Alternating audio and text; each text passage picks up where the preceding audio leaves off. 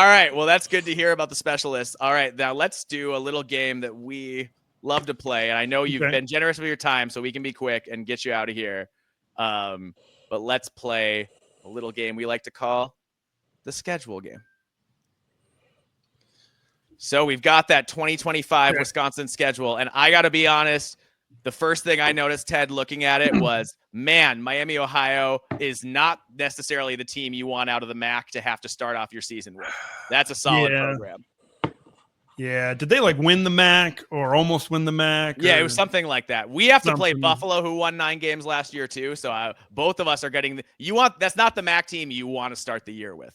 No, my hope is that, remember when Wisconsin came out and the Western Michigan, was that on a Friday night? Yes. Or something last year? I watched every snap of that game. I couldn't believe it. I did, yeah. And the Broncos were in the lead. It was 14-13 in the fourth quarter, I think. Fourth quarter, yeah, it was, yeah. So once again, these are things I try to forget. So I think the key, remember the game against South Dakota, where it's like, what's happening? I know South Dakota, very good FCS program. Yep. Come on, we're a Big Ten program here. Got to put the hammer down a little bit. I think the goal is what we want to see out of these first 2 games. Put the hammer down.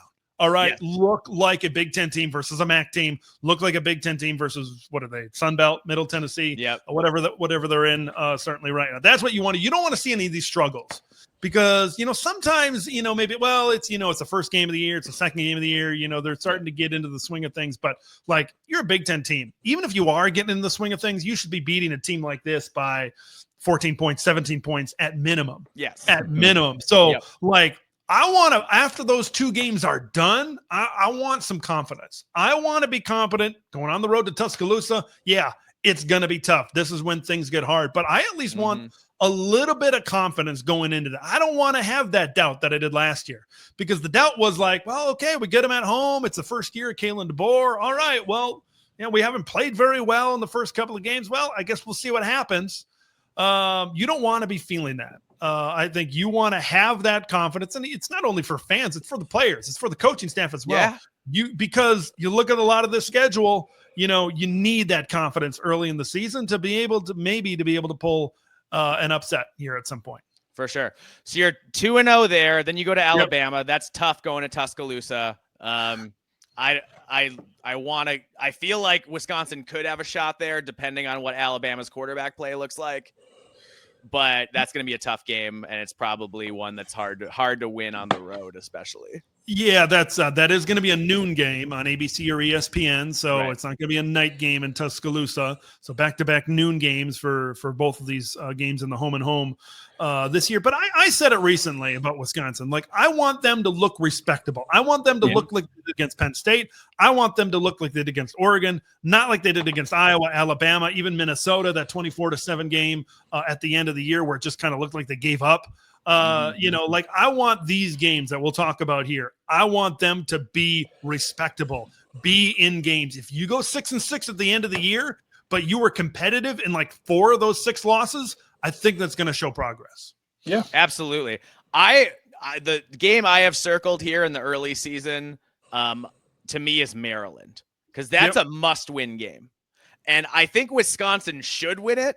But considering the whole Billy Edwards situation, you got to think Maryland's going to be motivated, and the Terps tend to look better earlier in the year than later. Yep. So I just think that's one I've got circled as I think Wisconsin's going to win the game, right? I'm pretty sure you're going to win that game, but it's one I got to see. I got to see Wisconsin, kind of like you said against Miami and Middle Tennessee. I need Wisconsin to show up in Maryland and be like, we're going to run the ball for 4 quarters. Yeah, you need to. Yeah, you need to. That's a point where it's you'll likely be 2-1 at that point. Maryland is if they want to get to a bowl eligibility, Maryland feels like a must win. When we look at the schedule right now, because here's an interesting point in the season. You're let's say you beat Maryland, you're 3-1. Yeah, Michigan. Let's talk about where Michigan could be at this point. They got a true frost quarterback. Yeah, at Oklahoma. At Nebraska in the month of September. I'm not saying it will happen. There's a chance, and I think if I remember correctly, Nebraska's like the week before or maybe 2 weeks before this game. There's a chance that this could be a 2-loss team. Now, Michigan is much more talented, right, than Wisconsin is. I believe that, but you did mention what is Bryce Underwood going to be at this point? Is it going to be Mikey Keene? What's that all going to be? Because now all of a sudden, okay, if you got Michigan, if you can somehow find a way to pull that one, you're sitting at 4-1, and you got a rivalry game at Iowa at Camp Randall. Now all of a sudden, your season is looking a lot different. Like, game could be a very big pivot if they could somehow find a way to get this thing going and get it going on the road to Ann Arbor. I think that's going to be tough. If they can find a way to get it done there, get it done against Iowa, they could be really headed in the right direction. I think a positive throughout there is a split. If they can find a way to split, that is a huge win. If I'm predicting it right now, I don't feel great about winning either of those games. I think Iowa, they're going to continue to be improved on offense. But if they're splitting right there, they're 4-2. They're 4-2, and I think you're sitting in a good spot if that is the case. Absolutely. I'd also point out that you have that bye before the Michigan game. Right. So you should be able to really give Michigan your best shot and make that, if it's Bryce Underwood, you could make him, you could pull a lot of games and stunts and make him kind of confused. So that's that Michigan game is definitely one I've got circled too. We talked about Iowa. Then you've got Ohio State and Oregon. That's just tough. That's tough back to back. That's just not happening. Well, you almost got Oregon last year. That's true. That's true. I would love to bring back the days of 2010 at Camp Randall Stadium, and that is that's about the time of year. And we don't know what Dante Moore is going to look like. To be fair. Yeah, that's a tough one. They just lost their top receiver. I don't know. Maybe Oregon. Maybe you go on the road to Autzen. It's tough. Yeah. It is tough to win in that environment in the Pacific Northwest. That's going to be like these games, Ohio State and Oregon. When I look at them and I'm like, they gotta run the ball. They gotta dominate time of possession. You got to keep Julian Sand on the sidelines. You got to keep Dante and Decorian Moore on the sidelines. You got to do that. And I kind of, both of those teams, even despite what they're losing, I still think the defensive lines for the Buckeyes and the Ducks are going to be very good and feature some pretty good pass rushers. So you better hope. We talked about that left tackle before. Now with Kevin Haywood injury, you better hope that you got that figured out. But like we said, try to keep it respectable. Keep it respectable. Show that you're making progress. Don't get run off the field. Remember when Oregon played Illinois last year? Like, Illinois was a team that won 10 games, and that one was over by the middle of the second quarter. Yeah, out at Autzen out there. So that's I think going to be the big challenge is starting off good against both of these teams, specifically that game out at Oregon on the road. So and like those games back to back. You look at the next part of this schedule.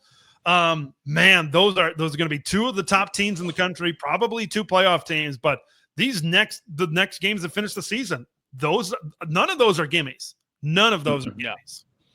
No, those are all tough games.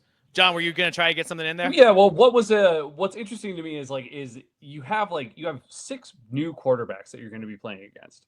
So if you do have an improved pass rush, and if your secondary is as good as we think it's going to be, I mean, there's a shot here to pick up at least maybe like 1 or 2 of these games that might go your way. And I'm not, I know it's Ohio State, I know it's Michigan. Last year, Minnesota should have beat Michigan, but we won't go get too deep into that. But it is doable. I'm so angry about that call still to get close to that. So I think the fact that you're you talk about being in games, and I think there's a chance if your defense can get up to par of where you're expecting it or wanting it to be.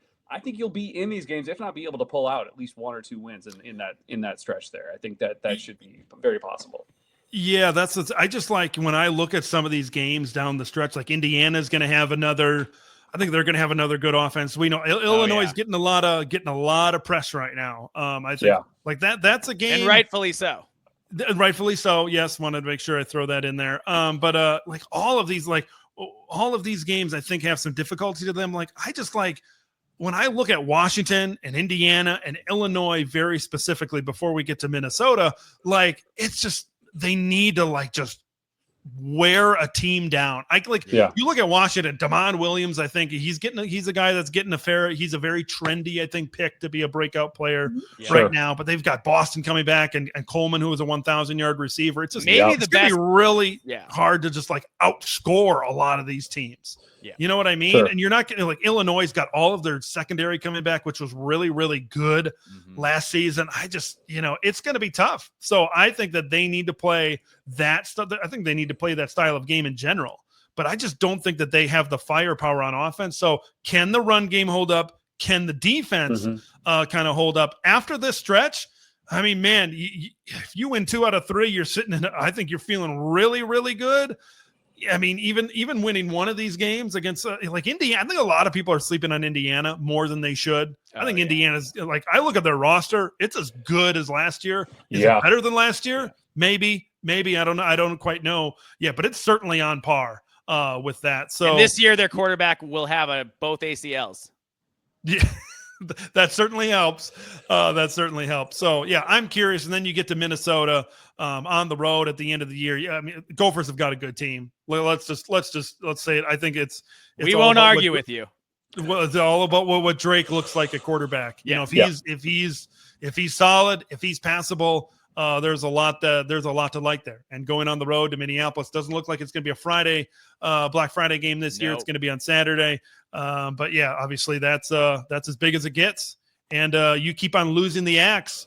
That's going to put a lot more pressure on this on Fickell, and maybe a decision that may or may not be made at the end of the year. Yeah. So let's put it there then. Let's say that Minnesota game, there's a chance Wisconsin's at 5 wins going into that game.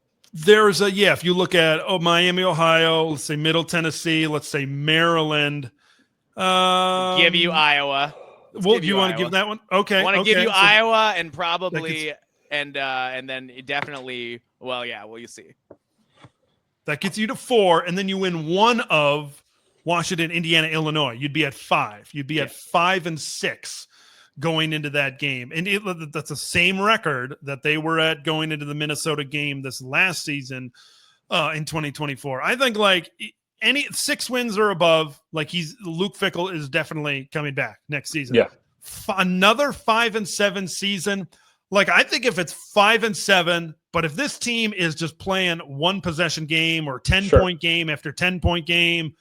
I think there's going to be a little bit of a break. Like I think last year, this is like, look what happened with like Billy Napier over at Florida and how they really came on and they looked much better at the end of the season. If this team is looking better and if there is shown improvement, then I think, you're going to see some signs of progress from Fickell, and that's going to kind of ensure things certainly in the future. I think actually it would take a lot for Luke Fickell to get fired considering this schedule this season. So we'll see. I think a lot of people are kind of like Wisconsin is kind of faded into this area where they're just not as relevant as they used to be. I kind of hate to say that personally, but that's I think that's kind of where it stands, which I think is a perfect spot for Wisconsin to come up and maybe surprise some people. They're even a program that maybe myself, I'm like, man, I just don't see it. And then I'm like, well, what if that comes together? What if the offensive line is good? What if the run game is good? What if this offense is balanced? What if the secondary makes some plays? And now you start to talk yourself into it a little bit. And that's maybe where I'm at a little bit more. I think the ceiling, I think this team could be, if everything goes right, I think it could be as high as 8 wins. It could be as low as 4 or 5. So it's going to be a very, very interesting season. This is a big pivot point, I think, for Luke Fickell.